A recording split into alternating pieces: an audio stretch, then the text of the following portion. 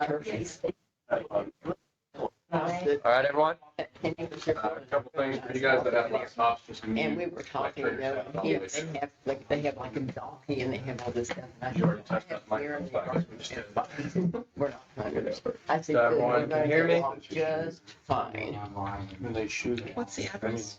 All right, real quick before Tom gets started, a couple of things I want to talk about with this program. For whatever level of understanding of this program you are, the biggest thing I can tell you is if you don't use it regularly, this is going to be a nightmare deal for you because you're going to have to relearn it every time you try and do it 6 months down the road. So the idea, once you go through this class, open it yourself, do a presentation yourself, work your way through it. We're here to help you. We'll sit down with you and all of that stuff. But if you sit in this class and then you wait a month before you do it again, you're not going to have any recollection of what this class is about. So the whole idea is to get through this class and then go do your own and start using this program. If you don't use it, you will not remember it.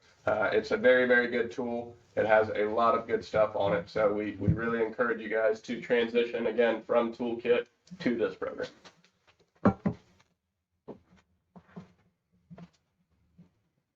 All right, so we are going to get into our MoxiWorks account. Again, there's a couple ways to do it. You can go to mymoxi.century21.com.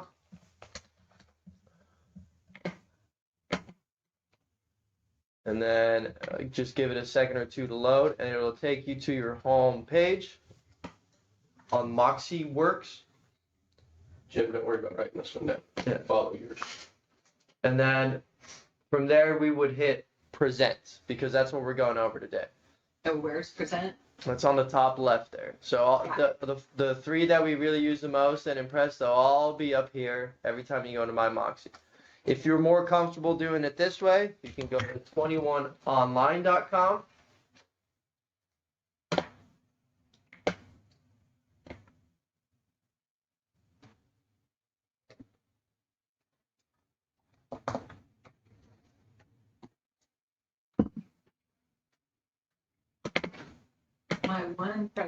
My one CMA, or there's a picture of one of my listings. Yeah, I did that. You on did, your account. okay. Yeah. And then from there, there's a couple ways we can go to the productivity hub and then go down to Moxi, or we can just type in Moxi here. I don't like doing this because it just gives you articles, and for some reason it never takes you to it. That's why I never do it. So what I'll do is I'll go to menu, productivity hub, which is where you can find all your other stuff such as Golden Ruler and Brand Studio as well, your award rankings, C21 University, and then we just keep scrolling down till we get to M, and then we can click on any of these four options here. So I'm just going to hit learn more, and then from there I would hit access MoxiPresent, and then it'll take me to this exact page right here. Okay? So those are two ways that you can access Moxi. Whichever one you prefer, go ahead and do it. There's not really a pro or con to either. Just whatever you're more comfortable with. Once again, we're going to hit present because present is our tool for CMA presentations. So as you can see here, I've done a couple. Most of these are fake, but I've done two real ones on this that actually, got me a really good price. Exactly where I wanted to be, and it was very similar to how I use Toolkit. So today what we're actually going to do is, instead of just doing a blanket one where we just pick a random house and we get random comps and we just kind of do some funky adjustments, we're going to do a full-blown CMA. Deanna was gracious enough to provide us with a house that she's going on a listing appointment for. I did it right. Yeah. I've got 3 of them, so this is going to be a good week to very get gracious acclimated to this.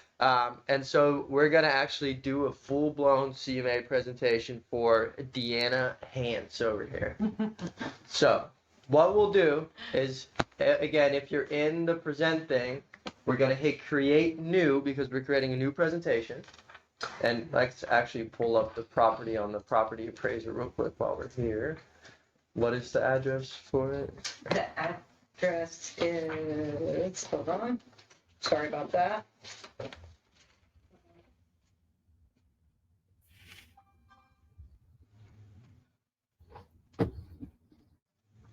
that's not the right one. I gave you that. You actually did it. 474 West Blue Flax Court. Like that. BLUEFLAX. So we have our information here. It's a home in Beverly Hills on 0.37 acres. It is 1,947 square feet living, 2,883 under roof, and it's a 1990 home. Okay, Tom, so on here, it says new presentation, and then it says select type. Yes. Did you already pass that? No. Oh, okay, so you went to go get your property appraiser information. Yeah, because again, you always want to have all of your information before you ever go into creating a presentation. So I'm going to hit create new. We are doing a seller presentation. It's a assess a current or potential home's market value with this traditional CMA. Then I'm hitting continue. There is a brokerage template that you can use. You can go down to the Century 21 Real Estate, and they have the full-blown I think it's like a 56 page, the 56 page presentation for those of you who ever like using those. But what we did for you is we made an office presentation which says C21 JWM CMA presentation. And when we click on that, there will actually be some pages on there that you would traditionally print out, such as our what we do for you, our about us, things like that. Okay, I don't see office template on mine. You don't? Go back. Can you go back to that Oh, one it's where you solid. selected all those from the list? Because I couldn't find that last time I was using it. What could you not find? Yeah, then go to your. Sorry, Elias, what could you not find? Okay. Yeah. Elias? Can you hear me? I said I Thank you, couldn't Pete. find any of the templates. So you mean like the commercial ones that we did? No, just in general, the templates, like all those different types of styles and stuff. Okay. Did he hit Elias, do you have a drop down when you're going to it? Here, let me start a new one. Yeah. And it should It start says you on default. brokerage template. It says default, whatever. I have a brokerage templates, Right. and it's Right, just so click on one. the brokerage template drop down. Office is just one, and then C21 real estate company. Oh, that's where it's at. Yep. And that's where you can find all of them. If you ever do a commercial presentation, I did one with Elias with rentals, and it worked out just fine. So, Okay. And this is an 11-page document? yeah, this one we have here is 11 pages. You feel free to add on whatever you want afterwards or delete. You can add your own pages the same way you could in Toolkit. But these are the ones that we're going to be using today. So it says, so this is what we're using. We're going to hit continue. Use this to do it. Wait a minute, you're using the office one? The office one. Oh, good. Good.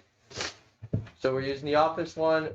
Is it prepared for Mary or for William? Say that again. Who are we presenting this? Will and Mary. Okay. Will and Mary Harris? Mhm.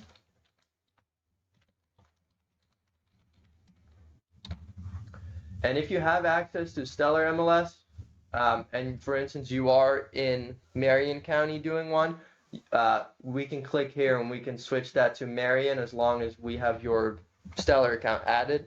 I did a presentation on Jim's account this way because he has access and it worked great. So Can you add mine? My Stellar? Yes. Yeah, just send me your login information or just your username. You don't even need to give me your password. My username? Yeah, so just The numbers, it's like 9 numbers. Okay. okay. Perfect. So now I'm going to hit create. And now from here, it's going to start our presentation. The 11-page one? Yes. Yeah. So first thing that we do is we're going to do our subject property. If you ever see an old MLS number for this house, you can put it in here and just verify all the information. The only thing I recommend is always getting rid of the sold price and everything on it because that's not relevant anymore. But we're just going to pretend in this case like there was never any MLS number. So what we're going to do is we're just going to start from scratch. So I pull out my property appraiser. Usually I'll know a little bit about the property already. So, I can fill most of that out by memory, but we're just gonna do here, 474 West Blue Flax Court. The city is Beverly Hills, Florida, and then the zip code I think was, 34465. thank you. 34465. Stuff like this, you can 100% fill in. The thing is, a lot of times it's not going to affect the value. If you want to make your presentation look nice, I would recommend at least putting a few of these in. So, in what subdivision is it? Do you know? It's in Citrus Springs. Okay. Oh, no, wait a minute. It's in. No, it's in Beverly Hills. Okay, so it's just Beverly Hills, so there's no subdivision, so we don't have to worry about that. Do we all know how we can find information such as the elementary school, middle school, high school? The GIS. Yeah. No. No, okay. So on our property appraiser website, we can go to quick links. And there's this one called the BOCC address lookup. Okay. And I'm gonna do that. That's 474 West Blue Flax Court. And then Blue Flax Court. So we click on it, and now it's gonna give us all the information the county has on it. So Can it you talks can you about- s- go ahead? go ahead, Elijah. Finish what you're saying. Look, you go ahead. No, okay, I want you to finish this because I need to know that, but it's on this page. I wanted to ask you a question after that. Okay, yeah. Okay. For some reason, it says nothing here. I don't think I've ever seen that before. You know what? I just saw that on one the other day. Yeah, Same thing. yeah. Isn't that- I've never seen that either. Yeah, on a home site off of Eden. Well, it says click to go to the school board site. For Yeah, the- so, go ahead, Elias. No, go ahead. I thought we were finished with that. I guess you go there too. I don't really know where to look here, so we'll look into that a little bit more. Utilities. Yes, the utilities. So, what is your question? So like I've seen on there, like I'm trying to verify if it has utilities without having a call. So I go on here, but sometimes it says Citrus County Water and then it doesn't have city water or whatnot. What does that mean? So, basically, the electric shows, of course, what the electric is. We talk about the water source as the thing that we have here. So if this was well, this would say well. And then the water district is irrelevant if it is on well, but here we see that it is private water and the water district is Rolling Oak. So we know this has water. And then for sewer, it says private sewer service area. And if this was not sewer, it would say septic. Okay. And then- So the source yeah. is the one that actually identifies the, Yes. Type. I- Guys, one thing to add on that.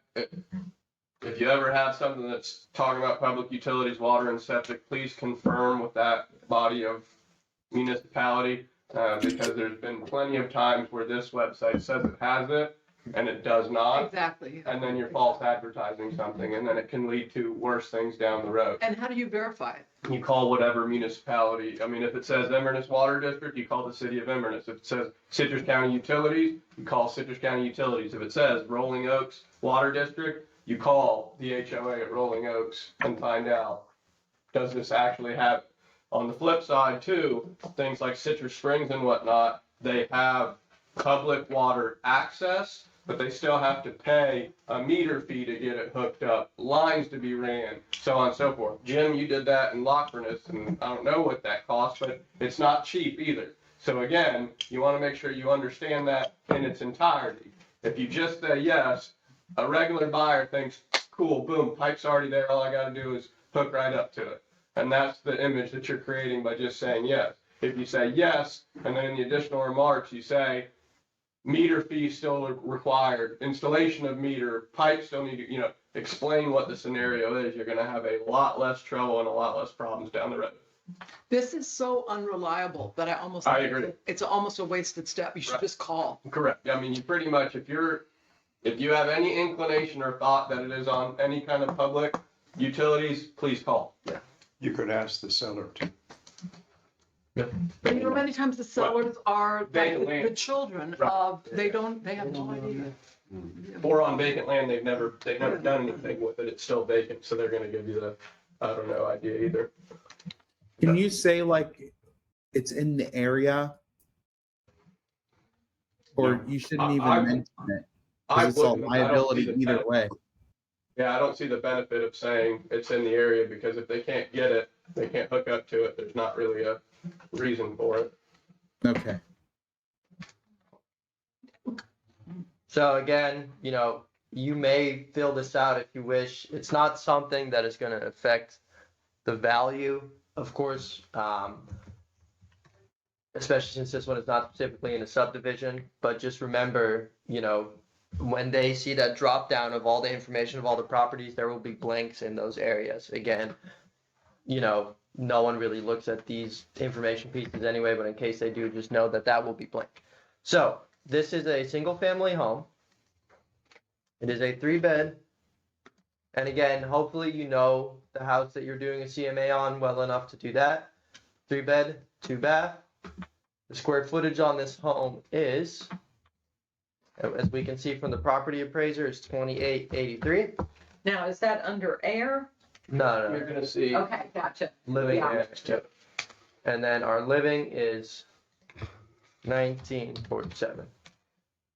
It is automatically set to square foot, but I'm going to set it to acres. I believe it was 0.33, 0.37. 37. So I'm going to put 0.37. You can use the lot dimensions if you wish. So if you ever want to, don't know how reliable it is, but it says somewhere. If you go to the land tab. Yeah. Keep going up. Yeah.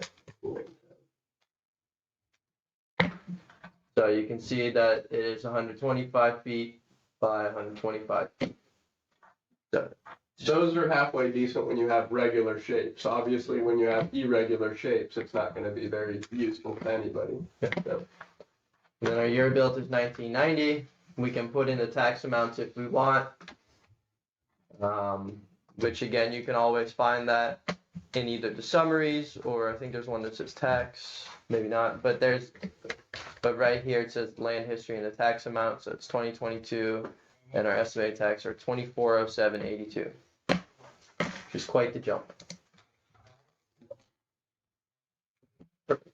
There's no HOA dues or maintenance fees on this one, so we don't have to put that in. There's no basement, no fireplace. Is there a pool on this house? No, No pool. The garage is 2-car.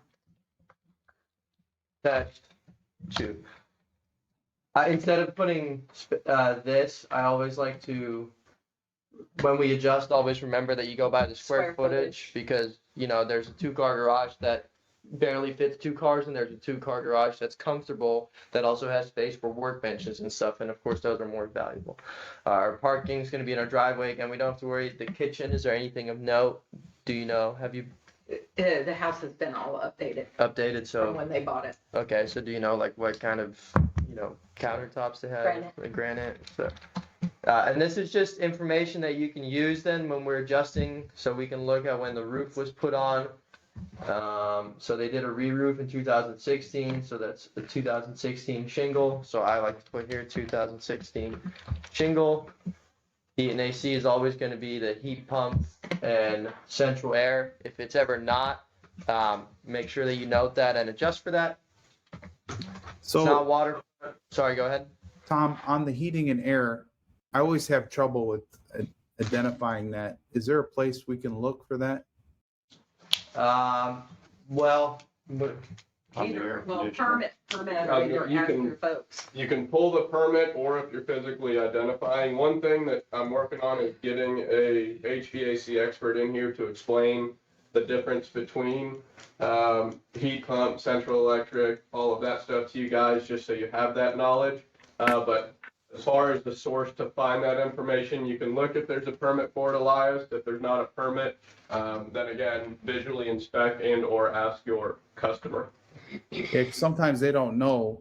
Maybe we could have like a cheat sheet made with definitions and pictures of what they look like. Yeah, So when we're that's why I physically gotta- looking at it, that would be like helpful. getting a HVAC expert in here. You can take the model and serial number and do a search on it. Yeah, as a former HVAC expert. And still, How do you do that? Put just the put model- it in a Google.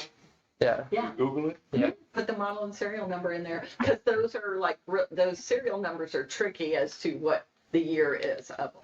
Yeah. Some of them, it's obvious, but some of them, it's not. And so again, if you're inside and you see the interior unit, usually it's a big rectangular box. It'll be either be in a garage or hidden away somewhere. There's a sheet on there that gives a model number on it. Again, take a picture, that little label, and then you can always put it in. It's not always going to be accurate, but at least you can then try and Google that number, and sometimes you get results. Usually if you see that big rectangular box and you see that big fan thing outside, that means you have central air and heat pump.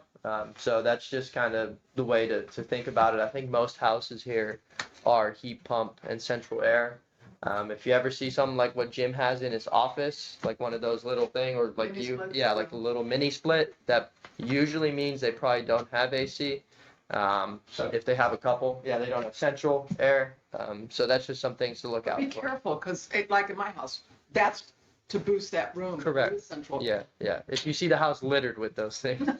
Yes, exactly. Yeah. Perfect. And then, sorry, go ahead. Did you have anything else, Elias?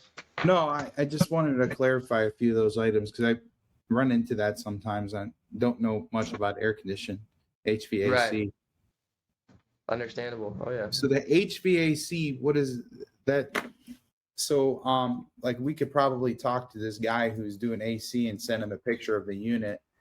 If we're really confused about something, he'd probably answer just so he could, be our source to get business. Yeah. Oh yeah. What does HVAC mean? I was just looking that up. Ventilation and air conditioning, Heating, ventilation, and air conditioning. Thank you. yeah, something like that. So it has both heating and air conditioning, correct, Deanna? Yeah. Okay. What's that? So it has both heating and air conditioning. Is that the same thing as a heat pump or is that different? Well, a heat pump does heating and cooling, your outdoor condenser. So, and it has auxiliary backup heat strips. So whereas a straight cool unit does not have a heat pump outdoor in the outdoor unit. So it just works on cooling with the compressor, and then the heating may either be a furnace or it may just be heat strips. And What's the difference one- between a heat pump and an HVAC? Hey, you know what? If you will see me the next time in your office, we will have an HVAC lesson. Thank you. You're welcome. Sorry, guys. No, you're good. I think too, like for instance, I am originally from a very cold area. I did not have an HVAC. I had a heater. Yeah. Some very tropical areas, they probably don't have HVAC. They just have cooling. Florida, because, people complain when it gets below 60, we have HVAC, which means that we have heating and cooling usually. Not every house has it, but it is pretty standard in a Florida home to have HVAC. The reason they have all those options is in case it's not, but most homes are going to have HVAC, especially single family. Anything of note on the floors that they redo with like ceramic? Yes, luxury vinyl plank. Okay, perfect. We show how to add the picture. Yeah. Oh yeah. And then at the top here we have a picture. If you have been to the house and you took your own picture, feel free to try and find a way to upload it. If not, we can just go on the Citrus County Property Appraiser. There's a little thing that says photos. And then over here, it's going to pull up a photo. This one's actually from January 2022, which is good. It means it's pretty updated. Nice fan in there. Nice van. Also, too, a lot of times what I'll do, I'll put the Century 21 logo in that spot. Correct. If I don't have a good photo, I'll put our Yep. logo there. Yep. How do you capture that? Do you just right click it? So yeah, there's a couple ways you can right click and hit save image. There's also this little download button right here. That's the one that I usually just press, so it goes straight in. Okay. Straight in, is that what you just did? Yeah, so I hit that, and now it's saved to this computer, and then now we have to get it from the computer into the Moxi. So we hit browse up here, because we're going to browse for this picture. Where's Brooks? I like that. I'm not fitting. So again, on the right side here we have the image area, and I hit the browse. Remember where you try and save this. Usually if you hit the download button, it automatically goes into your downloads. So if I click here in my downloads folder, it's right up here because I can see that it was added today at 9:25 a.m. and it's not 9:26 right now. So I can reasonably suspect that this is the one.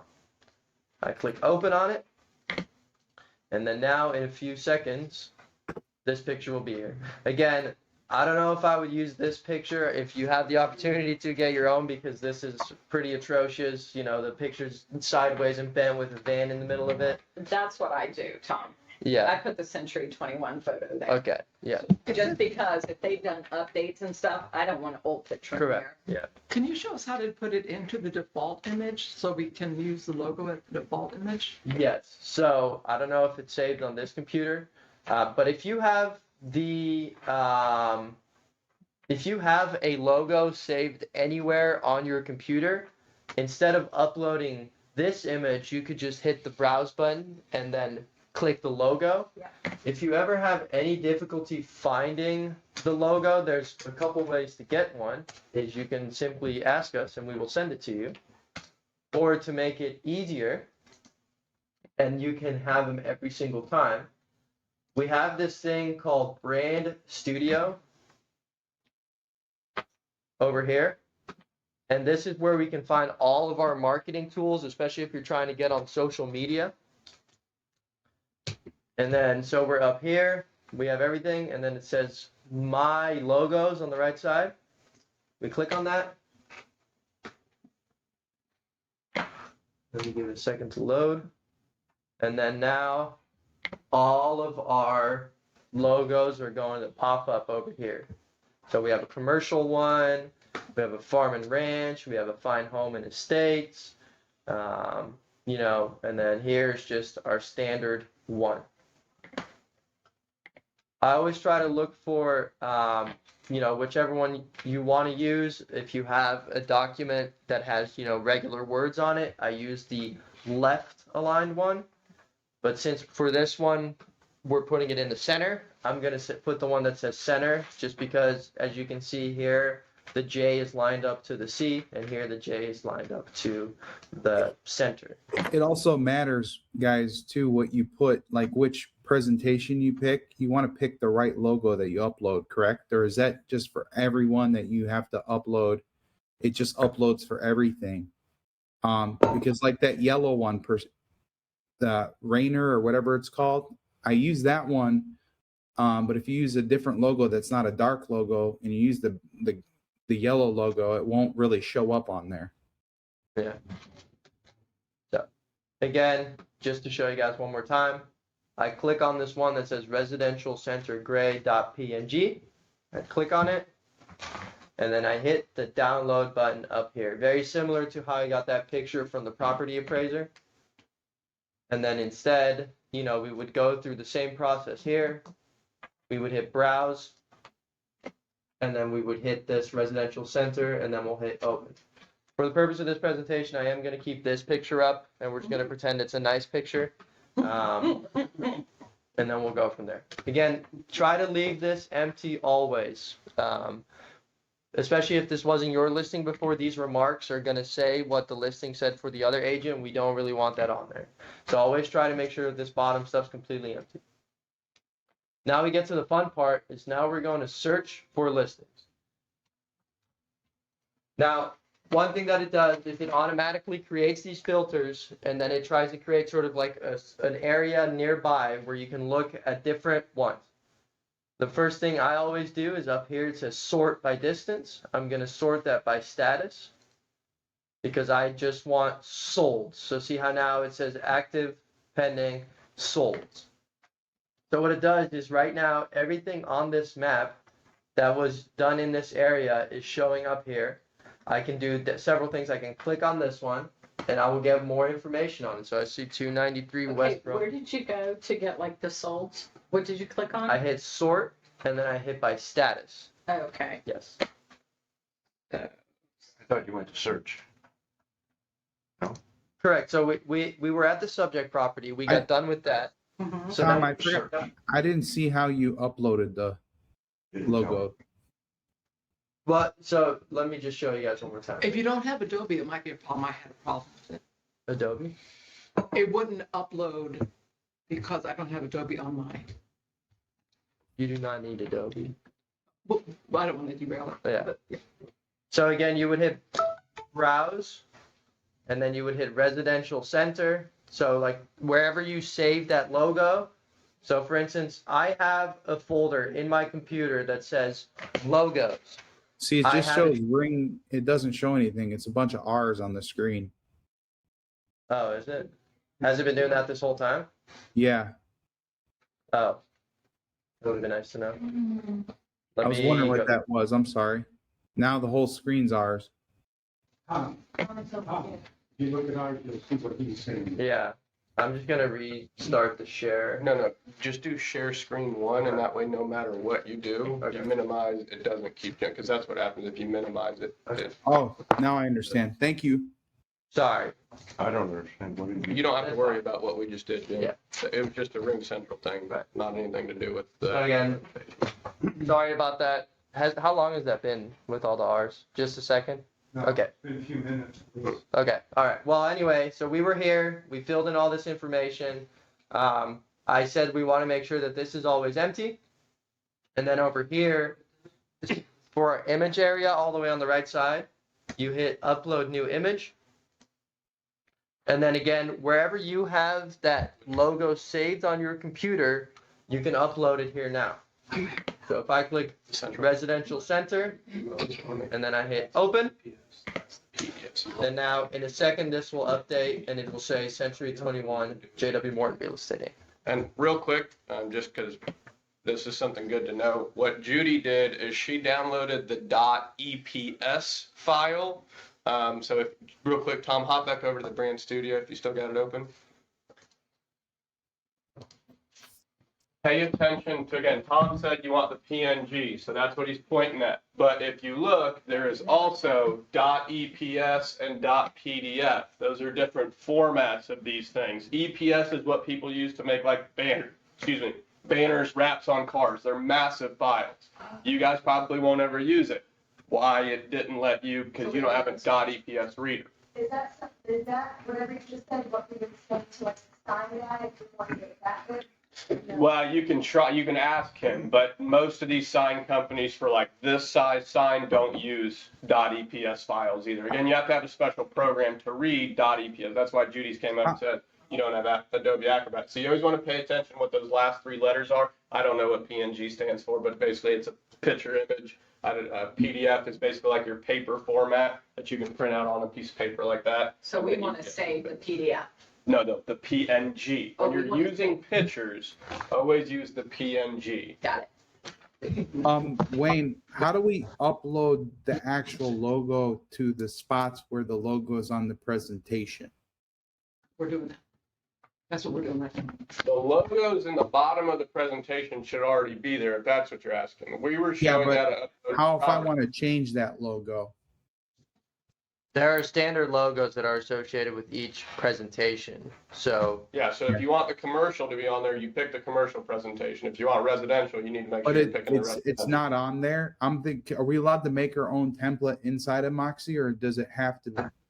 You can make your own sheet, but I don't think you can change the pre-printed, like the right, one so, that's already there. Elias, Everything you need. Elias, if you were to make your own presentation, I would recommend starting with the Century 21 LLC presentations, starting a commercial presentation, and then from there just deleting and adding pages that you think are important, if that And makes you can sense. And we upload go- your own documents? Yes, yeah. As for the little logos that show up everywhere, you cannot really do anything with those. Those are Okay. standard to the type of presentation you're doing. But for the other ones, we can, yes. All right. Thank you, guys. Sorry to ask so many questions. I just want to. That's why we're here today. So, is everyone clear on how to upload Center. the front picture of the house for the most part? Cool. So again, now that everyone can see, hopefully. So again, now we get to this page, and what it does is it automatically puts in some filters. I want it sorted by status. over here. So we can see the actives, pendings, and solds. I do not like using pendings or active, but some agents do. So I'm just going to use solds today. Again, so it starts with, and we can look at the filters. So it says it's between 2,600 to 3,200 living square feet. The lot size is 0.25 to 3 acres. And then the year built doesn't say anything on there for it, but these are different things that you can do to get different listings on there. Do you put that information in there? It did that for you automatically. How does it know? Because we put the subject property information in. Yeah. So it's giving you ranges based on your subject So it property. gives you the range. Right. So again, now it only shows, if I now zoom out a little bit, then it's going to load some more. And then out of nowhere, I have way more listings to choose from. See, now I get all of these listings to choose from. Interesting. So that's a way to do it. Now, Deanna was gracious enough again on this one to actually give us some comparables that she would like to use. There's a couple ways that we can go about it. And I also do recommend just going into the MLS and doing your own search still. I found that when I did a presentation, I had 4 that I found on the MLS, and I was like, I think these are good. And then when I went into the actual presentation, I saw the exact same house as mine, just without a pool. But because on my MLS one, I put pool yes, I just completely missed out on it. So I almost missed out on a really, really good comp. And so, that's a way to find it. But for this, yes. So let's say you do that. You go into MLS and Yeah. you get your own comps. Yeah. And then you come in here and your map is small. So those guys have not shown up anywhere on your map. So you just back out until they show up there. Correct. Okay. You can do that. What I would recommend, though, is just, going back and forth on your MLS and literally putting in the MLS listing number. Oh, you can do that. So I will put here 818631. Gotcha. Now, can you put in all of the listings at one time? Like we, Just put a comma. yeah, just put a comma and go ahead and do all of them? I don't know if you can do multiple at a time, because I think you have to hit add on each one. It wouldn't take that MLS number, huh? Yeah, and this is kind of where Where's the ad?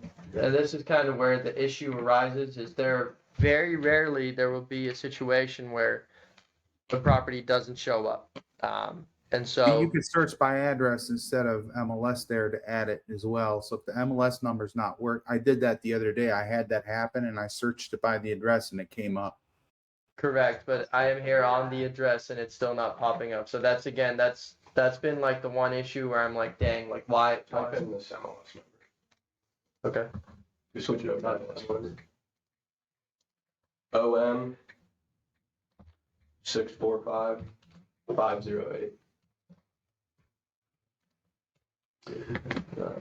Oh, maybe resetting filters. And so this is kind of the only issue that we have seen is that sometimes that these listings just do not show up. And that's kind of frustrating. But if this is a really good comp, then I'll show you a different way to do it. I know it's not ideal, but we'll go through that together. Okay, let me try this side. So we have this one. Luckily, this one did show up. What do you want me to try? Go back to location Yeah. and just start typing in the first part, like 3741. And then see if you just type in Tamarisk without the north. Because I put in all 4 numbers with commas, and it only pulled 2 up, the sugarberry and the passion flower. Okay, so we'll see then. Wayne, if you use pending and active, does it calculate only sold? So it would give you pending, active, and sold, but the sold would be where you're doing CMA. the range that it calculates is only based on closed comps. You can put pendings and actives in there just to show them. But the actual number that it's going to give you has no, So it doesn't use them. does not use them in the number. I think it's important to know active and pending as well. Yep. So we'll talk about that here in a second because there's a couple big points to talk about that. Yeah. One thing too, I want just what we're doing here, you got to remember a computer can only grab the address the way that it looks. So some people put 3741 N Tamarisk Avenue. So if you write out the word north, it doesn't recognize that in the address. You got to remember the computer's only as smart as whoever inputted it originally. If you put a space between Robin and Hood, and you don't put that space in here, a lot of times it won't recognize it. Again, it's only as smart as zeros and ones, A's and B's. So you got to remember to get that stuff just right when you're searching addresses as well. But yes, this is something that we have a ticket in for making sure that all of our listings are populated from. But just to show you how I went through it the first time, so again, we have our original address, and we can see everything that is closed in this area. So again, if we look, for instance, we have 229 West Sugarberry Lane. I'm not gonna add this but what we can do instead of doing it on the MLS, if I hit the details button here, I can click on this, and it'll pull up the whole listing with all the information on it, and then the pictures. What were the two that were in? Muscadine and so again, we can look through it this way too, and then if we decide this one is very comparable, then we can use it. We can look at this one, we can look at this one, we can look at every single one of them and see if we think they are comparable. Now, again, I know this is not ideal, but what we can do as well is we can go to listings, and now we have those two that we added, and we can add, if necessary, we can add a custom listing. I know it takes a little bit more time, but again, if you want a really nice presentation that you can present to your buyers or sellers, I would recommend doing something like this. And then again, I know it's not ideal, but we would have to do 3741 North Tamarisk Avenue. And then, let me just pull it up on the MLS, which I have open somewhere. And again, this is something that we're investigating. We're hoping that that's something that they can get fixed soon, because we are missing a few here and there. Does everybody understand what Tom's doing right here? He's manually. He is entering. manually entering a comparable because we could not find it in the MLS. And or if the comp you find on property appraisers and it wasn't in MLS, but it's still a good comp, this is how you would do it. Okay, so I went ahead and added the two that were on there, Sugarberry and Passion. When I go to add more listings, Yeah. It says off market. it goes. Is that why? And that might be why it didn't show up. Might have been because it was an off-market listing. It only has one picture. So it says here public remarks for stats only. So that might be why. Like a sold data entry only listing. Yeah. So that might be why. Well, aren't all things that are closed off market? No, but No, like that status is specifically off market and not like sold off market. Yeah. So that was a sold data entry, and I bet you we just need to again get with the Moxi team so they understand that's another criteria we need them to pull from our MLS. Hey, Wayne, Yes. can you come look at this? Yep. so again, we just Okay, looked at the so information. I've already got these two, right? Right. You have them checked. Yes. Right. So I go here to add more listings. Right. Right? Yep. I go to add more listings, and it takes me back to this. So you are going to add a custom listing over here. Oh, gotcha. Yeah. So if you Okay. add more listings, you're only adding Gotcha. actual Okay, all right. MLS. Where is that? Where's the ad? If you go to listings. Yep. Listings, and then over here, add So- custom listings. Basically, there may have not been a full-blown listing agreement and everything that was bought, it was sold as entry purposes only, so people could use it as comparable. It wasn't a full-blown exclusive right of sale listing. Yep. I don't know. Copy. Correct, or another one that I've seen it is like, if you represent the buyer on a for sale by owner, but you wanted in the MLS to get credit for it, our MLS board allows us to put that listing in, even though we don't have a listing agreement, as a sold data entry only, again, for comparable use, so people can use it as comparable, and you get credit for it anyway.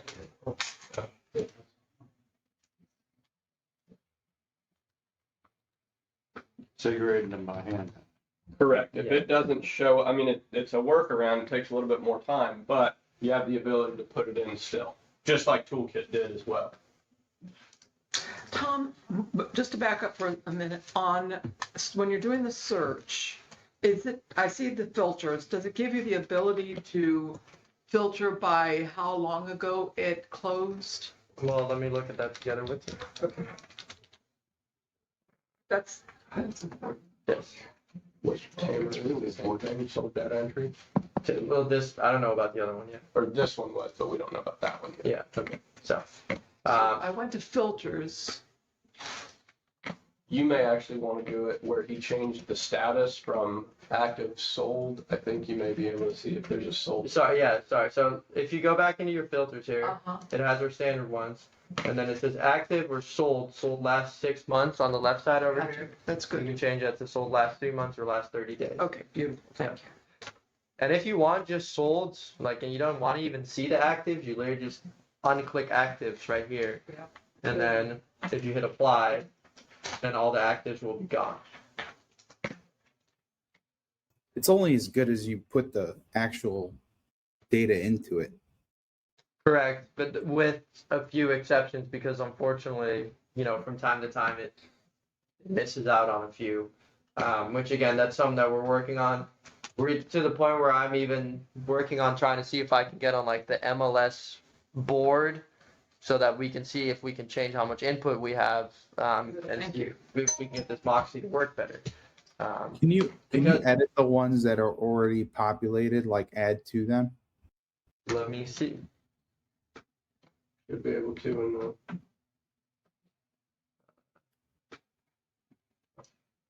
The only thing you can do is you can edit the remarks. So what would you like to edit on it, Elias? Well, most agents I've seen are kind of lazy, or they just don't put a lot of information in there, and you want it to like compute a certain thing and it's not in there. Maybe just adding, I guess, working with the MLS to just add more displays that the IDX is. I would say, Elias, you're talking about changing a comparable, but you can add an adjustment. So if you add your adjustment that you're trying to show, you do that in the adjustment section. Okay, we're gonna go over that. That's the one I'm really interested in. We're about to hit that part. And so just so you all saw, this again is very similar to adding in your subject property if you're manually adding one. And then the same way you can get the picture directly from the MLS. And then I would hit the browse button again, and I would just hit this one because this is the one that I just downloaded. I hit open. And now I have my listing and I have all the relevant information. I have the address. It's not necessarily in a subdivision, so that's good. And then right here we have our 3.2 square footage and year built, and those are the only things we really worry about, and that it has a 2-car garage. I don't know any of this information because we only have the one picture. So, if you have different comparables, I would recommend getting ones where you can also see the inside, so you know if that is comparable as well. How did you get to that screen where it had the, So again, at the top right, you hit add custom listing. uh-huh. Oh, that's Yep, and then we'll do it again for the one that wanted. the other one. So again, we'll go over here and we'll put 3804. What? Look for Muscadine Point. muscadine, Muscadine. like a muscadine, No, muscadine that's not grape. the one. Where are you? This one? Nope. That That's one's the one. That one's number 812. So we have it here. See, I think the reason why is because the last one was an Ocala member and this one's an Osceola County member. Well, I don't know. That's only. So again, here we have our information for this house. So we just copy it over. So we see here that it's 3804 North Muscadine Point path. Then we'll put Beverly Hills. Beverly Hills isn't considered a subdivision. You said that several times. Beverly Hills is the city or town. I mean, it's just that I guess it would be the community. Yeah. Yeah, it's Yeah, Beverly sorry. Hills community. It's not a subdivision. It's not incorporated. Technically, when you look on the property appraiser, it says that the subdivision is Beverly Hills Unit A through 2. Right. So I guess technically it is a subdivision, but when I think of subdivision, I think of like, HOA. yeah, like Lakeside Country Club. I think of Harbor Lakes. I think of, yeah. So and it- Beverly Hills is not HOA? Not That Certain areas. Beverly Hills neighborhood is not. Obviously, there is Black Diamond inside of Beverly. Oh, Well, Black well, Diamond that's can't the though, but yeah, there. but Pine Ridge. Pine Ridge is in Beverly Hills. Pine Ridge is an HOA. Because it's in the actual city of Beverly Hills. Is that, because Beverly Hills is actually It's not a important. town with an address and all that, right? Right. Well, and you can think about it. Inverness has the same thing. Inverness Highlands is inside of Inverness. It's not an HOA community, but it's still a sub. I mean, it's the neighborhood. The subdivision is called Inverness Highlands, I got but you. it's, you know, not every subdivision is an HOA. I see. So yeah, sorry. Technically, you could say that the subdivision is Beverly Hills, but when I think of, especially when I'm doing adjustments in Beverly Hills or Hernando, if I have a house that's on a street that's not in a community, I'm not going to put that in a subdivision. Whereas if I have another house in Beverly Hills that's in Terra Vista, I probably shouldn't adjust with that either way. But if I do, then at least I can say this one is not in a subdivision. This one is in Terra Vista. That is something that we adjust value for, Yeah. because it's more desirable. And so again, we just East side is like Beverly Hills. Mhm. The community of Beverly Hills is the east side, whereas the west side, that's kind of Yeah, yeah. a 491, so, That's what I was thinking. Okay. yeah.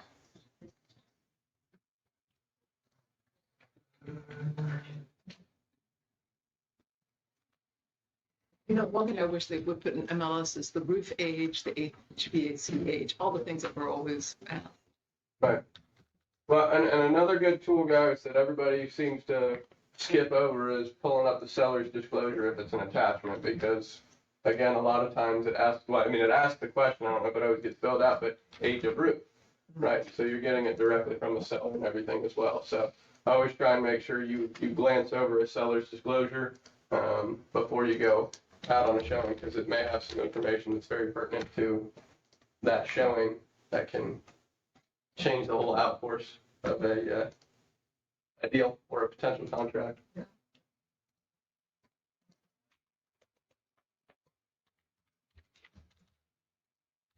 Well, time's working on this too.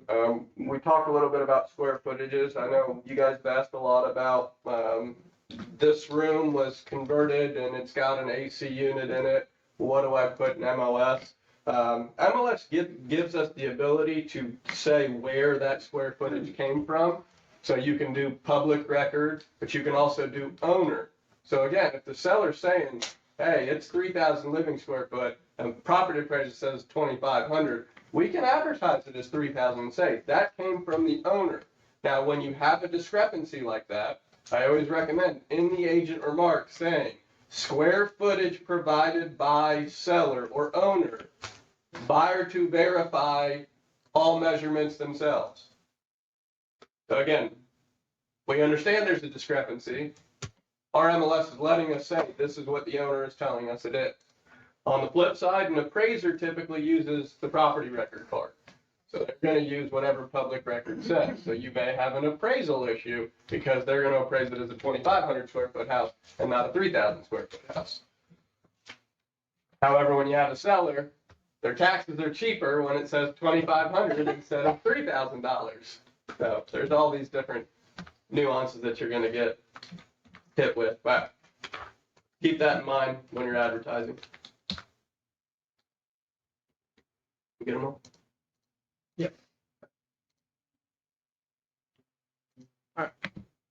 All right, so we are now, again, in our present, we see these two, then over here it says that this one is a custom added listing because it has that little logo next to it. You can order by price, high to low.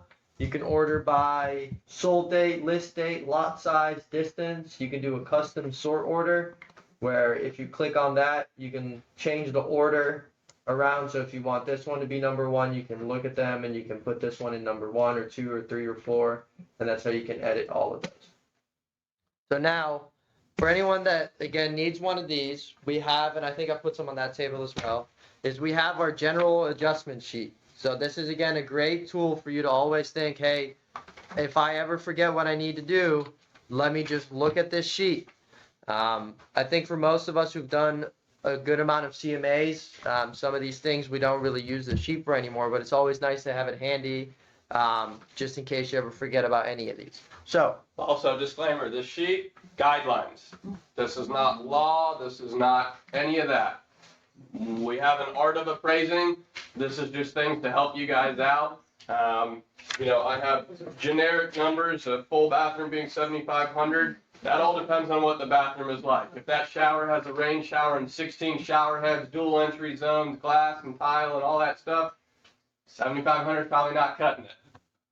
If it's about to fall through the floor, 7,500 may be generous. Again, you guys use these things with a grain of salt, but I'm just trying to help you guys get your numbers. The one thing I want to explain on that cheat sheet is land prices. Turn around and use MLS comps to figure out what your land value is in the area. Do a new search, vacant land, Beverly Hills, find out what quarter-acre lots are going for, and then you have your land values there. When you do this enough, you may have an idea. Inverness sells for 15,000 acre, Floral City sells for 20,000, so on and so forth. But if you're needing help with land values, use MLS just like you're searching for comps for single-family homes. Search for vacant land. Okay, Tom, the screen that you were on that said you can go lowest to highest price or whatever. And how do you move them around? you can only move them around if you have them on custom sort order, and then there's just little arrows, you can just drag and drop and put them in. Back to that. Okay, where's it at? So that's in our listings right here. Okay, Then at the top it says order by. okay, thank you. Yep. If you click custom sort order, you get to drag and drop them however you Okay. want. I remember the guys, this is just literally how it orders them in the presentation. Yeah. This is, Perfect. it's not changing anything else except when you show it to your customer, which one's number 1, 2, 3, 4. All right. So we know that our listing is a 3-2 1990 home with 1,947 square foot living, right? We can find that on the property appraiser. Hopefully that's something, again, that before we do a CMA, hopefully we know enough about the house to at least remember a few things, and then we can pull the rest from the appraiser. So we know that. If we go to our first house here and we click on it, we can now see that our house here is a 3-2, so that's fine. The year bill was 1988. And the square footage of the home was 2278, and then the living area was 2082. So there's so that means that they probably put in some of the information wrong on the MLS. So then what I always like to do is we're looking at Passion Flower Point. So I click on that, and then I can go to the property appraiser for it by hitting the Alt key here. Again, we always want to verify all information because we're getting this information from the MLS, and these agents might be putting things in, the wrong way because they're not double checking. A really good example of that, I was doing a CMA with Wanda, and her house had a guest house. And when you search in MLS, you have the ability to add a guest house. But some agents also like to add the guest house living square footage into the regular MLS living square footage. So if you're just going off of what Moxi grabbed, it's going to say that it's 4,000 square foot, when really it was only 3,000 square foot with a 1,000 square foot guest house. Two separate deals. And again, if ours has a guest house and we just say, oh, that one's just 4,000, we're saying, oh, ours is better because it has the guest house. Well, so did theirs, but they also included it all in. So you really want to make sure you verify this stuff, guys, and you understand what you're adjusting because it will change drastically in instances like that. Again, we see here that the true square footage on this one is 1794. It's a 1988 built home and it's 2656 living. So now we're going to do our first comparable. You may be used to doing the Excel sheet and then just going across. We don't have that yet. It's something that we're wanting them to add. They say it's on the horizon. Hopefully they'll add that soon. Once that's the case, we'll update you and we'll do these adjustments again, and then we'll show you how they're done. For now, we would do add edit adjustments, and the first thing that we're going to edit for is our square footage. So we saw that this one was a 1940, our listing subject property is 1947. and the comparable is 1,794. So if we open our calculator, that is a difference of 153 square foot. So this comparable house is 153 square foot smaller, so it's inferior. So what do we do to the value? We add, right? So if the comp is inferior, we add. If the comp is better, we subtract. So, Deanna, what would you say you would want to adjust per square foot? If you look here on that cheat sheet in the living area section, it talks about modern and updated homes, 40 to 65 per square foot.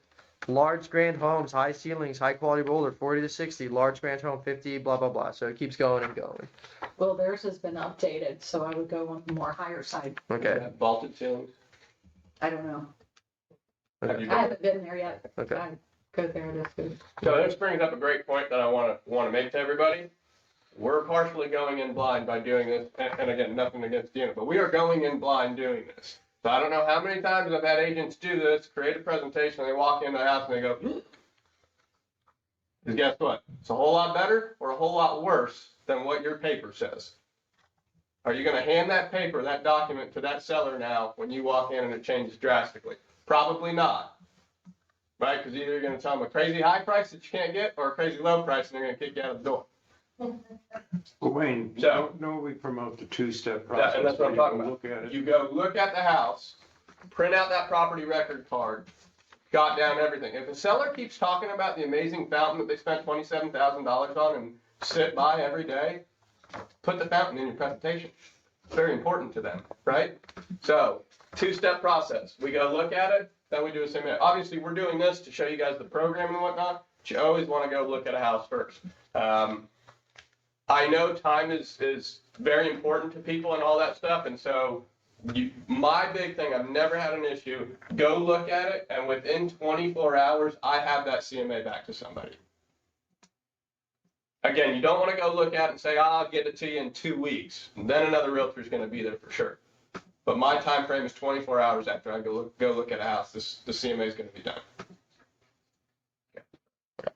So let's say we choose $50 per square foot to adjust by, right? Because it's a modern and updated home, but it doesn't have, as far as we know, those like high and nice ceilings. It's not a grand home. This house has cathedral ceilings. It's some of the nicer homes in Beverly Hills. Okay. So we can go, the reason I'm asking those, you got to remember, guys, it was originally built in 1990.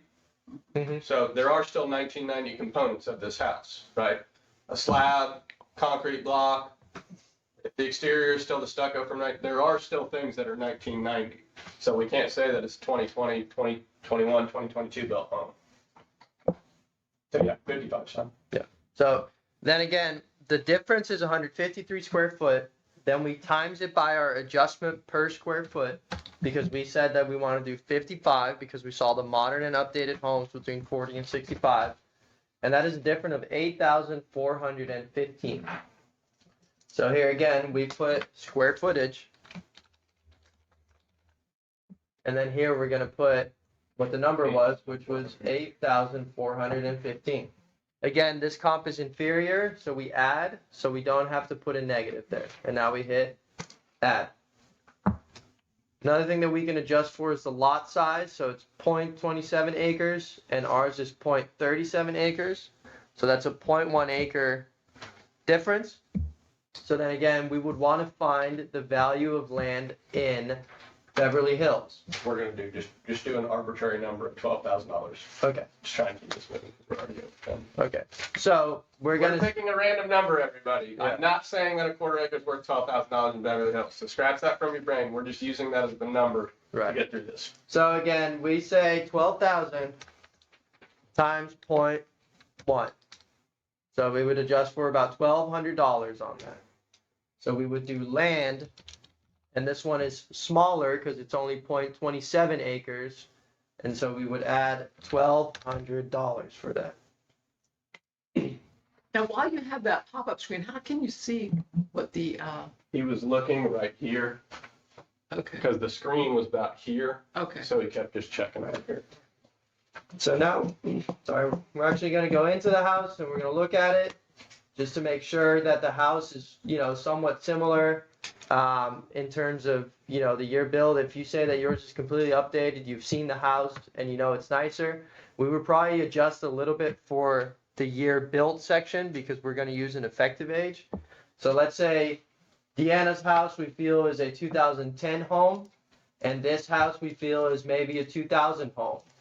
It looks pretty original with some minor updates in the bathroom, so we're going to say it's 2000. So we are saying that our home is 10 years newer, and so we look at the depreciation, it's 1 per year is adjusted based on the comparable property sale price. Are So, we going for by the original ages though? No, No. he's Yeah. doing effective. yeah, Okay. So, real quick, raise a hand. Does anybody need effective age versus actual age explained?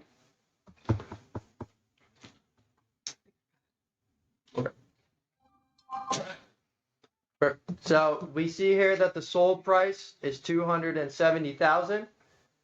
Since it's 10 years older, it's a lot easier to calculate it, but just so that you see it, you would literally do 270,000 times 0.10 because that is 10%. So we would give this 27,000 in value. You don't take the land out, because that's not For the depreciated. purpose of this, we'll do that. We'll do that afterwards. But then basically what we'll do is we'll put year built, or you could also type in effective age. If I could type effective age, and then I could put 27,000. And then I hit add. And then now I can hit confirm.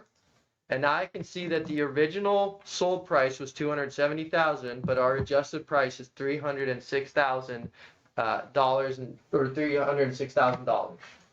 The final thing that I always like to adjust for is the garage space. So again, we would want to go to the property appraiser for this. This is our subject property right here. If I hit sketch, I can see that our garage is 441 square foot. And then again, if I go to the comparable property and I go to the property appraiser, I can now see if I pull this up on the sketch, I can see that this garage is 484. So again, if we look at this one, this is 441. So that means that the garage on our comparable house is 43 square foot bigger. And again, 484 minus 441. So it's 43 square foot bigger. If we look at our price here, it says attached garage, $35 per square foot. So you can do 35 or 40. I'm going to do 35. So I'm going to times that by 35. And so that's $1,500. It's not a great amount, but it's still a little bit that we want to adjust for. So I hit add edit adjustment. I do garage, and I do negative $1,500. And see how I put that negative there? Because our comparable is bigger than our subject. And it has that thing above it that says plus or minus, right? Right. You don't actually have to put a plus symbol, just keep the number positive and it adds. But if you're subtracting, you have to put the negative. Or Or you the could minus. get that, or you could put So that- how many get that down. adjustments do you have on that one? I currently have the 4 basic ones: square footage, land, age, and the garage. That's for living. Correct, yeah. And so again, I always pull directly from the property appraiser anytime I do any sort of adjustments. Because again, MLS is not reliable because a lot of agents, they do it differently than what we do, let's just say. They might not put in the information that is correct or how we'd like to adjust it by. So always, whenever you adjust on any house, just pull it up on the property appraiser and go directly from there. So you did the 0.37 subject property with the 0.27. Yeah. So you yeah. made a 1,200 adjustment? Correct. We just used an arbitrary $1,200 per lot. See, I probably wouldn't even have put that in there. Well, so if we would have made it $30,000 though, again, then it's a dip. So that's all. We used a random number Okay, just to get gotcha. through it. So don't focus on the actual number. Just understand how to do the adjustment. I have a question. Yeah. For example, before the house was open last night, now they enclose it, put down the permit. Do we add as the square foot of the house, or we just leave it blank and Well- make a note? Well, so for instance, you have to remember too, if they added the lanai, and so is it like heated and cooled? Yeah, but put down the permit. without a permit, Yep. well, then I would watch So- out because So we can agree with the seller. We can make, like Yeah. a command, but we cannot Yeah. add to it. yeah. Right. So I'll add on to that. Okay. If you have the house, if you're trying to appraise the house and the seller says, hey, look, here's my unpermitted lanai that's heated and cooled. My answer is, we will include that in our listing, because we can say owner square, the square footage type is from the owner. Got it. However, an appraiser probably won't take it into consideration. The county doesn't take it into consideration. They chose to do it unpermitted. There are ramifications of doing it unpermitted. Could it potentially come up and a buyer say, hey, Tao, is this permitted or not permitted? I can't find anything. You have to tell them it is unpermitted work. They may say, I'm out, I don't want it, or we need to remedy it, which then the owner would have to go and do an after the fact permit, hire an engineer, get plans drawn up, submit it to the county, pay the fee, because it's actually double what a regular permit fee is, to go through it. Got it. So if you're representing a buyer and they're asking you, hey, is that permitted? Again, now it's on the flip side here. We're going to ask the listing agent, find out a little bit more information, and then present any and all relevant information to it. But the big question is, can I increase the price of my house because I finished this, and Yeah, we can absolutely, again, when we do our CMA, it's going to be based on what that owner tells us. I'm never going to tell you to not listen to the owner. However, I'm going to also explain, we're going to come up with this number. An appraiser may only find this number because he's using 2,500, not 3,000, 1,700, not 2,200, whatever the case may be. I'm going to give them a reason why we may have a speed bump or a hiccup down the road because of this. Got it. But when the appraiser goes there, can't he see that that's heated and cooled and?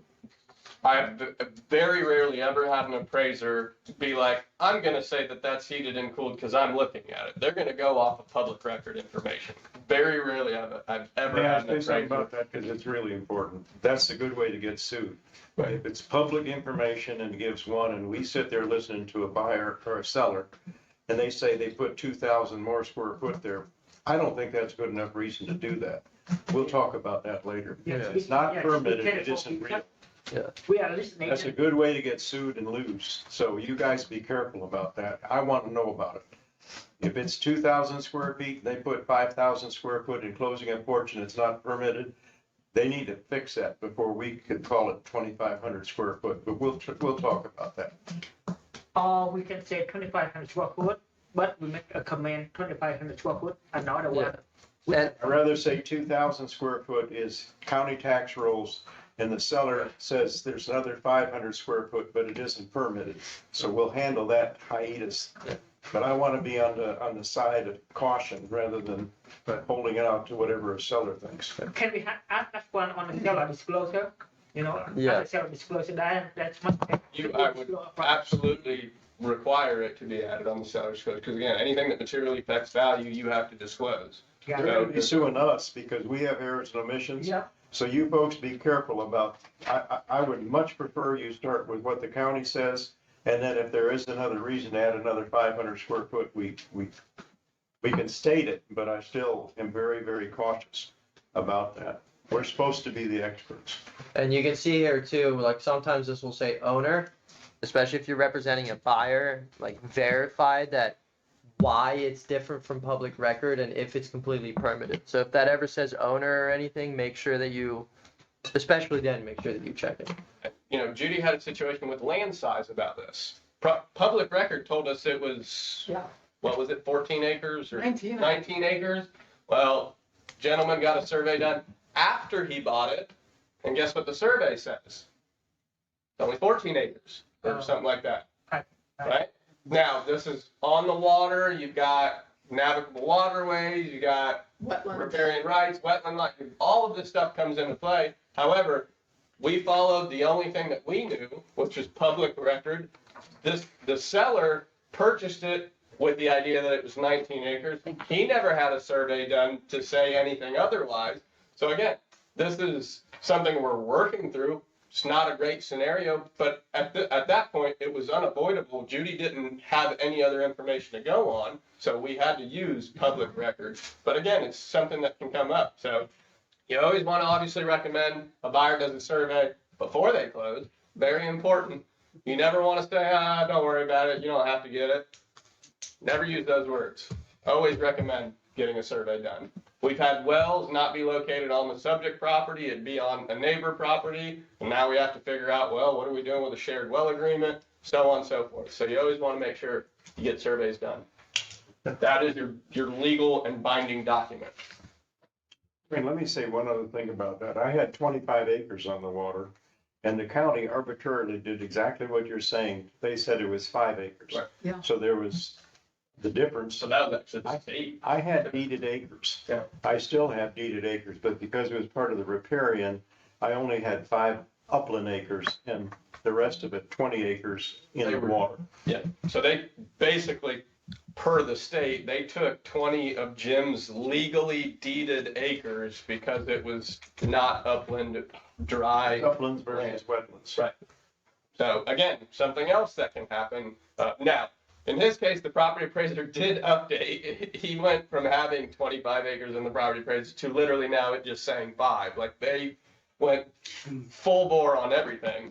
So be aware. Some things happen on the waterways that sometimes we can't control. The point is, if you're going to sell a piece of property, you have to call it 5 upland acres, 25 total acres, but you have to define the difference or you're going to get in trouble. If we sold it as 25 acres, we'd be sued and we'd lose. And also some of the easement for, the land, because, I use it, you use it, but you cannot include it. Yeah. So I mean, you keep working on it so we get through this. Okay, yeah. So again, we'll go through, we'll do square footage and we'll see because I typed it in once, we'll do it again. Again, I go to the property appraiser, I see that this one is 1,766. We know that our subject property is 1947. So we do 1947 minus 1766. We decided that we're adjusting by 55 square foot. $55 per square foot. So it's 9955. So again, I add 9955 because this one is smaller. Then I'll do it with land. This one is 0.22. So again, I click on land. This one is smaller. So we'll do 1,500. Arbitrary number, guys. Don't. Right, we're trying to get through this for. And then again, we look at the garage. The garage on this one is also 484. That's the exact same amount as the other one. So we already know the price that we're adjusting by. 1,500. And then I'll put land. Or sorry, garage.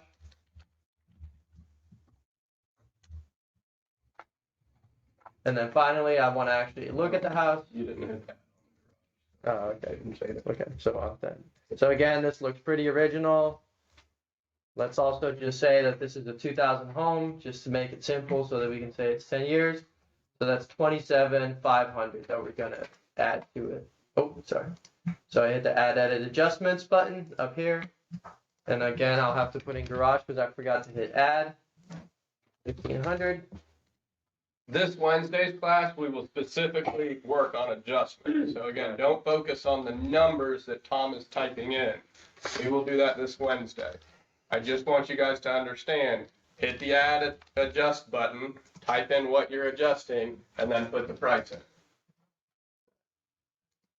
And obviously each house is gonna be different for square footage, land, depreciation, all that stuff. So just because you're seeing Tom do 10-year land or 10-year depreciation adjustment doesn't mean that that's what we do for all Beverly Hills homes, period. So if we had done all 4, it would give us an updated price. You can edit this if you say, ooh, my adjustment's a little bit high. I can always do 285. Oh, 285,000. No, 85,000, 86,000 is fine too. Can't type. Or what you can do is you can create a range from this 286, and I can say I want anything between 3%, and so it'll be 277,420 to 294,580. So I can hit apply. I like to round these up, so I'll do 29,500 and 275. And again, you can change this as much as you want. Okay, so where are you doing that at? So, After you're done. so when we're done with our 4 listings and we've done adjustments, You hit continue, Uh-huh. and now it gets you to this. Gotcha. we've done all of our adjustments, and we're in this right here. You don't have to do this, but you can also do a net proceeds. So, if people have, the escrow and the commission, we have our net sheet for that. So I would recommend just leaving this alone, but you can do that if you'd like. So we have our price range 275 to 295. I hit continue. We have our presentation. So again, it has the picture on here. Talks about Will and Mary Harris, and I did it today. This is the property summary. So this talks about the property itself. And then I can add and delete as much as I want. So we have ours, and then I can add a page right here. I could create new and then add my own page in if I have that saved, or I can add from a library. And so, I can do the Century 21 pages. And then we'll get all of these different ones. We can look at them, we can add them. And then let's say there's one that I like that says Madison Office Pages Training. No idea what it is, but let's just click on it. And now if we go back to our presentation over here, now we can see somewhere over here, it's going to say Madison Official Pages Training. So I guess we're in Madison, New Jersey right now. So this is added to our thing. They have their website integrated here so they can actually see. You can click on it, and so again, you can now print this as a PDF version by hitting View Print Portrait, so like the same way that we've always presented it, or you can do it as the web, and if you email it to them directly through here, this is how it'll show up to them. So you can say, hey, I just prepared this presentation for you, so they see this is page 1. Then they can scroll down. We have the subject property information. It talks about the house, granite countertops, luxury vinyl, 2016 shingle. And again, if they say we have a beautiful $25,000 fountain, then down here you could put exterior feature fountain. And then at that point, the sellers will be, oh my gosh, they remembered my fountain. Then right over here, it has the listing overview. So these are the 4 comparables that we used. So again, we can click on this one, 3894 North Passion Flower Way. It shows the exact location, the sold price, and you can click on the pictures and look at them. And so obviously, this is where the web version shines. We can't print this option or this feature at all. So this is where we like the web search or the web feature version because again, a seller can click, dive in, investigate, see all of the work that you've done a lot easier than just flipping the page and looking at a picture that's this big. And this is the one you email. Correct. This would be the one that you email. Can you save it on your laptop? That way you don't need Wi-Fi to be able to get into it. I think if you leave beforehand, like if you load it and then leave, but I would double check with this part loading. Okay. I would Because recommend. you've got some seniors out there that Right. they don't do this. Correct. Yeah. So if you don't have, Yeah. Well, and also you might want to present it to them in person, then leave it with them. Right. Yeah. Right. Well, Yeah, if you you will don't, always you're not have gonna both get the options. And maybe one thing you do is you print out a paper copy of it, but you also have a device, whether it's a tablet or a laptop, to bring to present the web version. You say, here, this one's for you, but the way I present it is going to be this way with the oohs and the ahs. Yeah. And this is a way that you can definitely win over because if you show that MLS one that all the other brokerages use with that, which has the really old format, they're going to see it and it's not going to have any sort of identifiers on it. Whereas if you leave them with a paper copy of this and you presented it to them on an iPad or a computer and you're like, look at this house, this is why I chose this, they're going to remember you, especially if you're fighting for a listing with someone else. So this is a great tool to use to win listings, especially if you have to really, fight for it with another realtor because your presentation is just going to look so much nicer than theirs. And again, we can see here, if you click on it, so I clicked on comparable one, I can see the actual adjustments that I did. So we actually adjusted $35,000 for this. And then it has, it has all the comments on it from when it was sold. And then we can just X out of this. And now we're back to our listing overview. Then down here, it has the map. And so they can see exactly where it's sold. These all sold pretty close. to the subject property, which you can see right here with this blue star. Everything again is interactive. So if he clicks on the price, it loads that property. But it like highlights it Or here. highlights it up. So I can see here it highlights too, so then I can click on it and again it's up. Again, if you have like a tablet and you're like, look at this house right here that's just down the street from you. You click on it and then you click on it over here and you're like, this is the house. These are the adjustments I did in case they ask. This is all the information on it. Can you put it on their TV? If you had a cord and you hooked it up, yeah. Yeah. Be cool. Yeah, but you typically don't do business in the living room. You do business at the dining room table. Yeah, that's like where you are the most. Yeah. And then here it talks about, I was gonna bring a projector and just. yeah. No, I'm not either. So again, here it talks about, what they have. It's a 3-2, talks about the square footage, the living area, lot acreage. This is just the side by side for you to see the subject property and then all the comparables. Again, this is the page I think it's easiest to see where they differ. Yep. And then finally it goes, ta-da, this is my price range for you. So, again, when you do your adjustments, it should probably be. Yeah, I want 400,000. Yeah, right?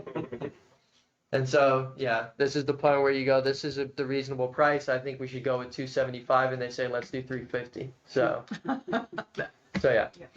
And then finally, ta-da, here's my information. Then here's our marketing information. They can look at that. You can talk about your home's going to be on all these websites in 85 countries. And then, you talk about, we do professional photography. We do listed and sold mail outs. We list it in local and national MLS. We do Citrus County Chronicle home fronts. This is our brand awareness. And so then this is what we, yeah. I want you guys to memorize this page. I'm gonna praise Deanna a little bit. She knows this stuff in and out, and every time she's making a prospecting call, I hear this stuff come out with confidence. If somebody asks you right now, how many countries are we in, and you go, a lot, doesn't sound good. If you memorize this, these are the points that, and again, Deanna doesn't even wait for them to ask the question. She is. We are on 170 plus websites. We are in 84 countries. We have over $1,200. I mean, she is just boom, boom, boom, boom with confidence because she knows this. So it does really matter. If you are going to talk about why list with me over someone else, here's a great sheet to just get in tune with and read off of. Brand recognition, being the most respected. All of it gives you something to say instead of, yeah. And if they ask questions about how they get to this number, is they basically took a sample size and 84% knew that Century 21 existed. They said, yes, I know that Century 21 existed. 45% of them chose Century 21 as the most recognized one. So they had a drop down. That's what they chose. 35% said they are the most respected. And then this is like a leader in future consideration among consumers. I mean, again, they chose that as their number one option, or they chose that as one of the options. Then finally, or then after that, we have your listing on 170 plus websites. And So then if somebody asks you what websites, that's the sheet. yeah. Well, where do you put our local stuff? That's more important than all the national stuff. We're number one in Florida. We're number one in the county. Correct. Where's that go?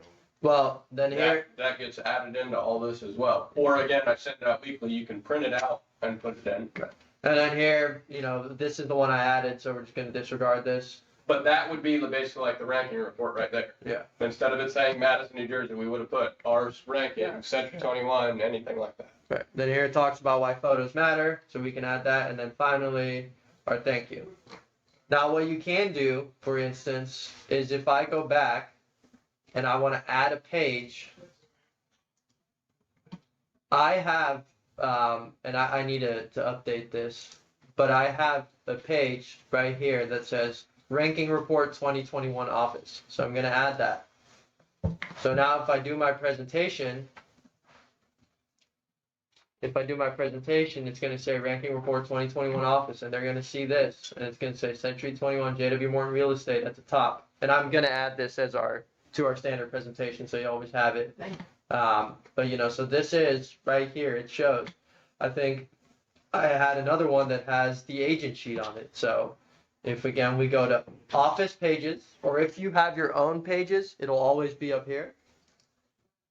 Office pages. And then again, I'm gonna update this so you can access them a little bit more easily. But then, for instance, this is 2022 through October, so I'm gonna add that. I'm gonna add the About Us page. And so now, if I go back to my report, then now I can see the ranking report 2022. So it says through October, and you'll see Elias up here. You'll see Ryan, Wanda, Deanna, Luke, Lori. So you'll see all those people on the first page. So you can then again show that it's like, hey, our office has more top producing agents than any other brokerage. These people will get you buyers, and they're more likely to show this house because you are with us. So how are you gonna do that as far as updating that sheet? I'm gonna just update it like periodically. I'll keep the 21 up there, but basically then again, when you do new presentation and you hit that office presentation, if you click on it, it will be updated if you do a new presentation, if that makes sense. And I will periodically update that so you don't have to worry about that. And then again, we have our About Us that I added. So then again, you can look at that as well. This is our About Us. I am working on getting us some more pages as we go along. If you're ever like, hey, I want this page on my presentation, then let me know and we'll add it. But again, you have kind of this recent awards thing. It talks about how we did in 2021, 2020, 2019, and 2018.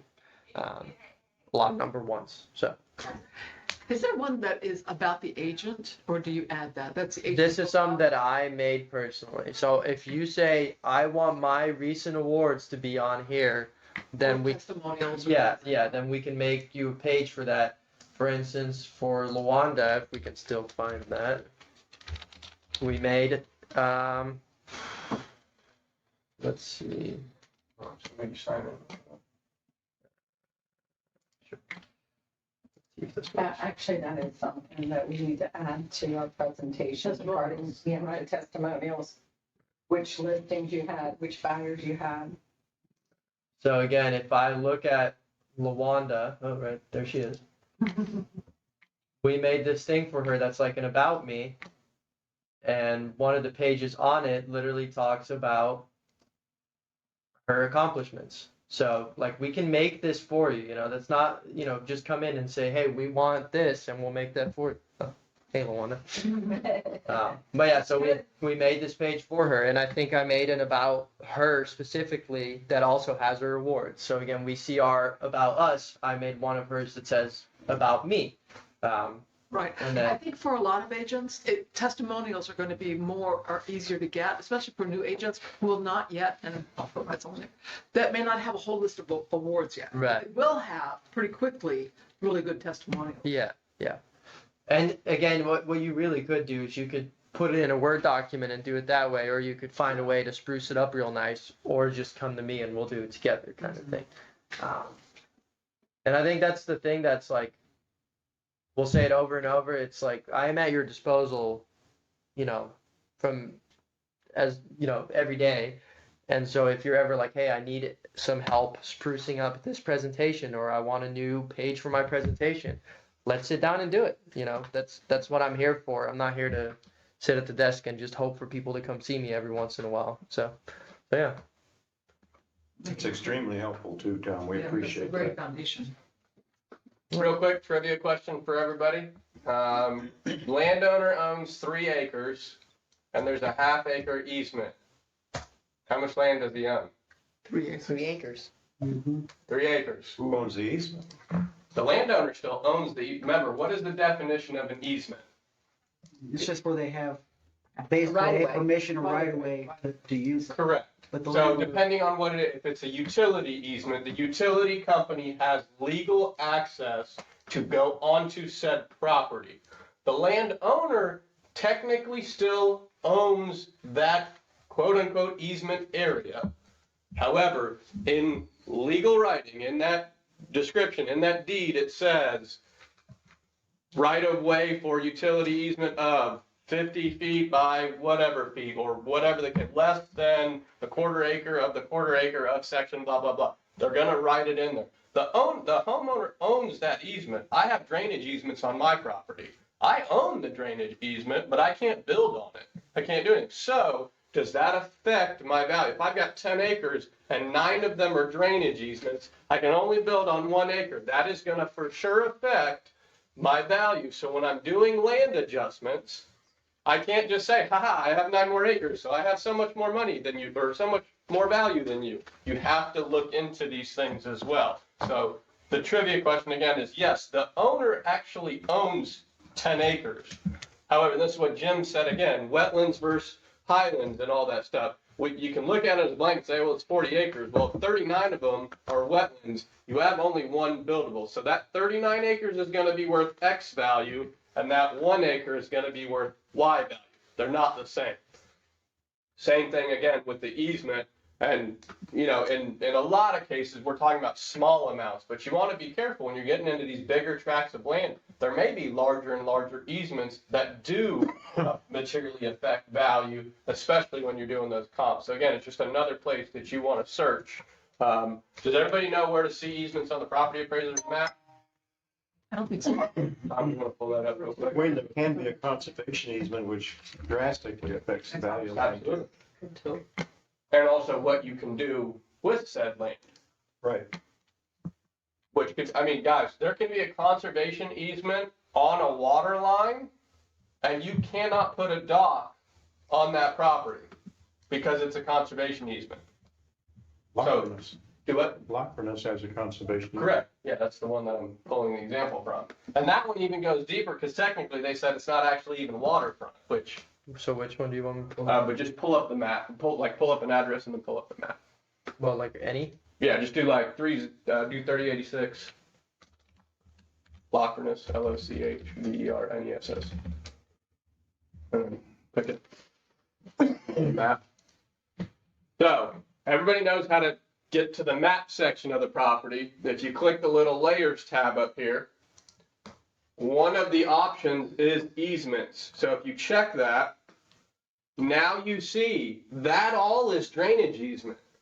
So again, when we're talking about properties for sale on Graymore Path, and these are 2 or 3 acre lots, how much of it is actually usable, buildable land? Half acre, maybe an acre. That's why all these houses are built all right here. That's going to affect the value of this. So you have to take this stuff into consideration. You have to do your research here. Again, my parents, all of that is drainage and along their backside. So they have this much usable property as far as buildable goes, and this much of it is not buildable because it's a drainage easement. They own it, they own this, but they can't really do anything with it. They're not allowed to put a dock or anything there, right? Yeah, no, on the drainage easement, you can't build anything. And again, it depends on what the easement is and what it is used for. The dock thing we were talking about specifically, you gotta be careful when there's like a conservation easement. I mean, a conservation easement basically says you can't touch it, period. Like you can get in trouble for mowing the grass on the conservation easement. You wanna be real. Upflow canal. What is it? Go up to the Salapop Upflow canal. The one in Hernando? Yeah, the one in here. Yeah, this is another fun one. That's like Up. a little further away. All the way there. This is This road right here? Right Yeah. here. Go along there. There's an easement there and you can't build a dock. They used to allow it, but now they don't because it's the flood control structure. Which, guys, the outfall canal is another fun one. There is literally locks that divide it. So again, if you live here and there's a lock here and here, I'm just pointing in random spots, but like if there's a lock here and here, you can't really do a whole lot with your waterfront. So again, you want to know what you have and know what you're advertising. Someone then Deanna again is very good at understanding the waterways and whatnot. You could take a kayak 300 feet here and that's it. Or you can take your airboat and jump over. So again, you don't want to ever start talking about what you can and can't do via an airboat. But again, know where that access is and what it does. I know last week we talked a lot about an agent's listing that had very interesting water rights go on. So you just want to make sure you understand what that is. And again, this easement is not just the canal, it goes into people's property. So if you zoom in on it, It's the banks of the canal. so you can see I'm gonna zoom out just a little bit. the easement itself goes past the water's edge. And again, you're going to typically see that. I know we had a new construction deal that sold over here, and there was power lines in the backyard. It was an easement. So again, buyer said, well, nobody ever told me it was an easement. Well, further on, yes, that did happen. But again, things you want to disclose and be upfront about are utilities. And the Highlands has power lines running through them. A lot of that is utility easements. Roads. Again, this may be all trees in real life, but it is the access to it. I know Stefan, you had that with your waterfront listing. Wasn't an actual road, and there was even more involved with that one with him owning or saying he owned the legal access and things like that. So if you ever have any of these questions, please come see myself, Jim. We'll find out who to talk to. I had one in Citrus Springs that I never dealt with before, where it was an alleyway, and the buyer kind of made a big fuss about it because it wasn't the legal access point. Well, the Citrus Springs community maintains the alleyway. An alleyway is used for ingress and egress. So we got all this information from the county, delivered it to the buyer, and ultimately calmed them down and settled them down for it. So usually we have solutions to a lot of the problems that come up. But the best thing to do is obviously be upfront about them, disclose them upfront, let your sellers know this is what we're dealing with, so on and so forth. Any other questions on any interesting things? Again, this coming Wednesday, I will sit down and we will go through adjustments solely so you can see how that's done and how we work through a property like that with adjustments. Jim, anything else? Just please get second opinions if you have any questions, because a lot of these things, historical references help an awful lot. Once you do your appraisal, it doesn't hurt to check with management to see if it's correct or if there's different ideas, or associates that have been around a while that have experienced some of these things. I look at agent CMAs almost daily, so by all means, shoot me it.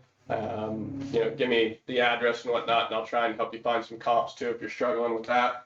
Also, guys, remember sometimes if you have a mobile home on 82 acres, there's probably not that many of those in the county and potentially even in the state that fit that exact bill. So you may have to break that up and say, all right, if the mobile home was on a quarter acre, it'd be worth $75,000, and then 82 acres are worth $250,000. So we're going to combine it together and we have 325. That's sometimes how you have to do a CMA with unique properties. Because again, it's only going to be as good as the comparables that you select. And sometimes it's really hard to get comparables on unique properties. Two-story houses is another thing. A-frame houses is another one. Frame versus concrete block. There's all these different stigmas and nuances that'll happen. So you really want to try and get your best comps as you possibly can first and foremost.